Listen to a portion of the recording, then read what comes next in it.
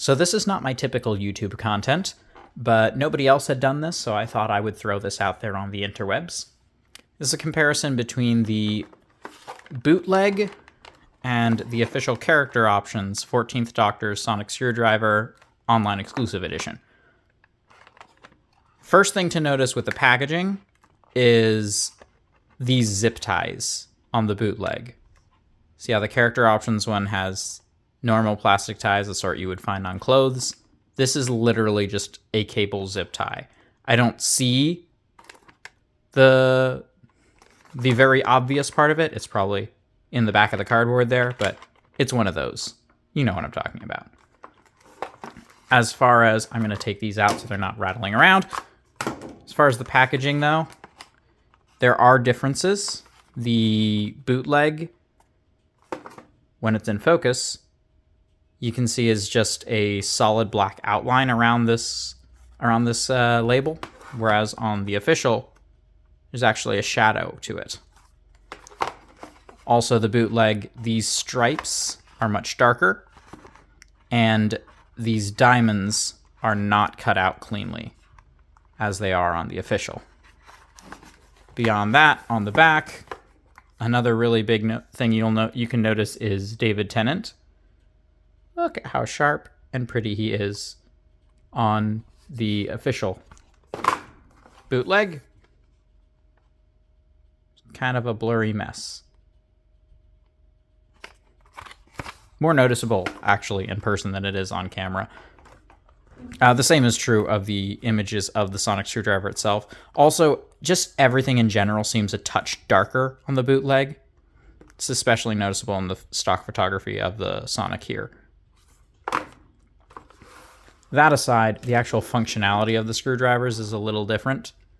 Official character options, the slider is very smooth and clean, whereas the bootleg, it's much, what's the opposite of smooth? Not rough, but it's tight. It's much tighter, which would be a good thing if, when you get it to the end, it didn't completely just not line up properly. You have to give a tug on the emitter to get the claws out properly. And that's every time. There is no element of, well, if you push hard enough on the button, it'll extend. No, it won't. It just doesn't come out far enough. Beyond that, the marble crackle, whatever effect you want to call it, you can see on the official is very,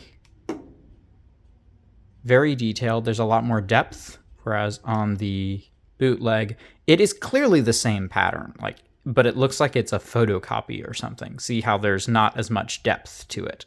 It's just the main lines. All these more subtle details are just not present, or if they are present, they're extremely faint. We also have on the bootleg, the stitching here is a lot more straight lines, whereas on the official, it looks more leathery. The speakers are also very different.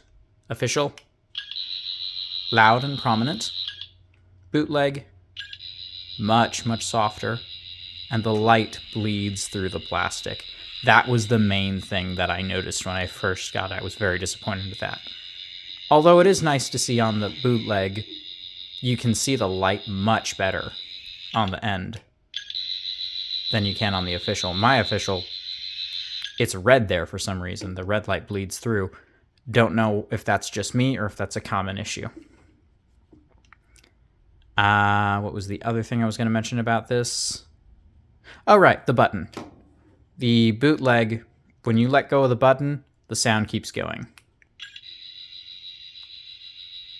for about a second. Whereas on the official, stops pretty much as soon as you let go. They do both still have the effect where it changes colors. The bootleg, this is way tighter. Oof. I thought I was going to break it when I first opened it. But whereas on the official, it's a very simple hold the buttons for 1, 2, done. We're green now. Whoa. That green is loud for some reason. On the bootleg, 1, 2, 3, 4. Oh, thanks. Now you make me look stupid. Now we've switched to yellow. It does take longer though. So let's see how long it takes to switch back, because once I switch back, it's the same. 1, 2, 3, 4, 5. There we go. A count of 5. Those probably weren't exact seconds, but meanwhile here, did we change? Yeah, we did change. 1, 2, 3. See, it only took a count of 3. So this thing takes longer to switch modes. The other thing I forgot to mention visually, bootleg, the chrome, or the finish on the gold is much more of a reflective chrome, whereas on the official, it's much more matte. You can't see your own reflection in it. But in this thing, hi, there I am waving. That's basically it. I mentioned about the claws not coming all the way out properly. The main downside with this guy, apart from the red light, for some reason is in the blue mode. None of the other colors have that issue. Is that if you flip it upside down, it extends. Not all the way. Takes that last little push, but this is very loose, which is disappointing, but potentially fixable with the right materials. Floor finish might help if applied in the right spot. Again, this really feels like it's not supposed to come off, but it does. The clicking ring here is much tighter. This one feels much smoother. I don't think that'll come across on video. It's just a matter of the hand feel, as certain Transformers toy reviewers would say. But that should give you roughly an idea of the differences between the two. I'm not going to cycle through all the sounds. They're all the same. The lights are all the same. Lights might be a little brighter on the bootleg than on the official. And the sounds are a bit quieter on the bootleg. And because they're a bit quieter, it also seems like they're of a different quality. I will give you a little bit.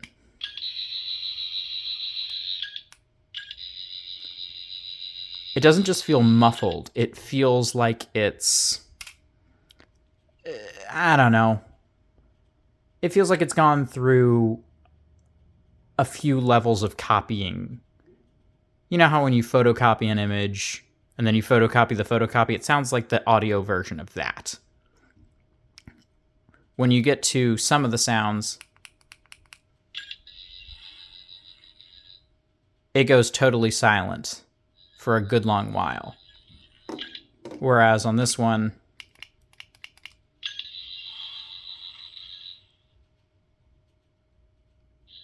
also goes silent, but it feels a lot more intentional.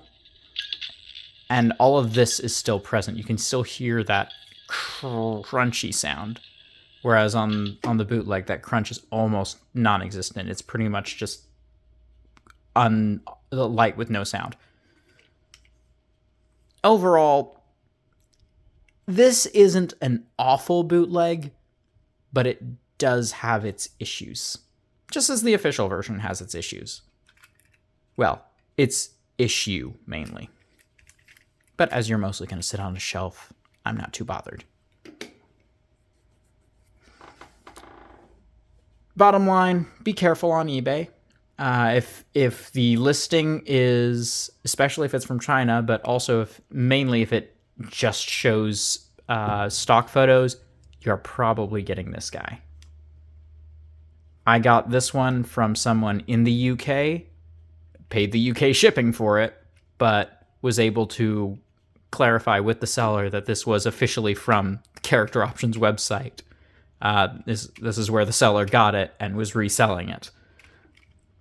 So that's what you probably want to look for, is someone in the UK who got it officially and has personal images of the actual physical thing they're selling. With that, I will bid you all farewell.